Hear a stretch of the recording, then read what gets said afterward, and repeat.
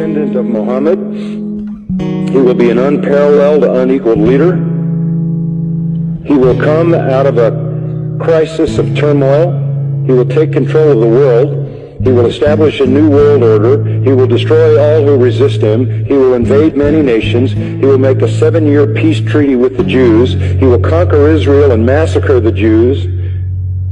He will establish Islamic world headquarters at Jerusalem. He will rule for 7 years, establish Islam as the only religion. He will come on a white horse with supernatural power.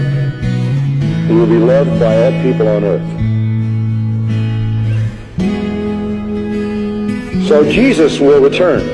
Yes, Muslims believe that Jesus will come again. They believe in the return of Jesus. Not the true Jesus. The Jesus of Islam, not God, didn't die, didn't rise, didn't provide a sacrifice for sin, but he does return.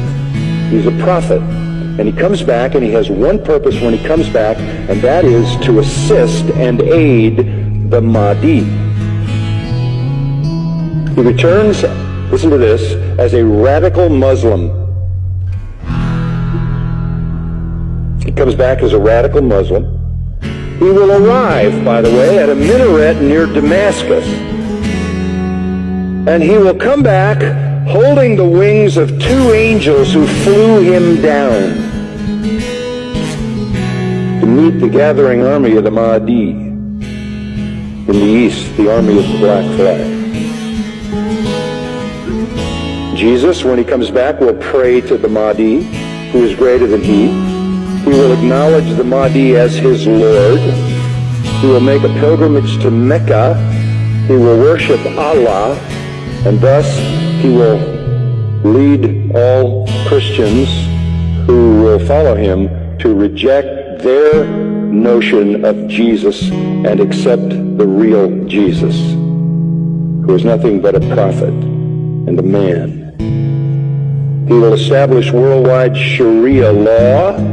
He will become the greatest Muslim evangelist, and he will be the final witness on the day of judgment against non-Muslims. Christians everywhere will affirm that they were wrong, that the gospel is wrong, the New Testament is wrong. He didn't die, he didn't rise, he isn't God, he isn't the Son of God. He himself will come back and point out how wrong we've been. He will correct all misinterpretations and all misrepresentations. Let me quote what their literature says. He will shatter crosses. That's metaphoric for the destruction of the church.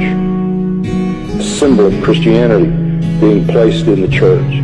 He will kill pigs. He will abolish the tax on non-Muslims because there won't be any living non-Muslims. Can't tax dead people. And then he will do one more thing. He will kill the Islamic Antichrist. He will kill the Islamic Antichrist. Then he will die and be buried by Muhammad, but not until he has destroyed Christianity by revealing who he really is. One of their writings says he espouses the cause of the Mahdi. He is the Mahdi's executioner. He is the Mahdi's enforcer. He is the Mahdi's prophet. And it is he who kills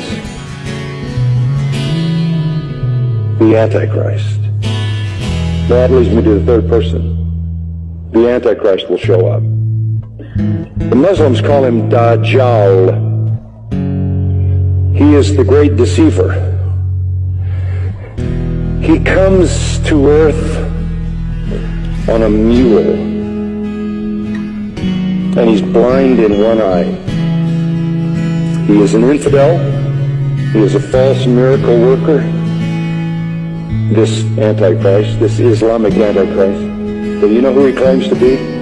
He claims to be Jesus, the Son of God. He claims to be deity. He will attempt to stop the Mahdi and the true Jesus, but the true Jesus will slaughter him. This is their view of the true Christ. Our Jesus is their Antichrist. Our Antichrist is their Redeemer.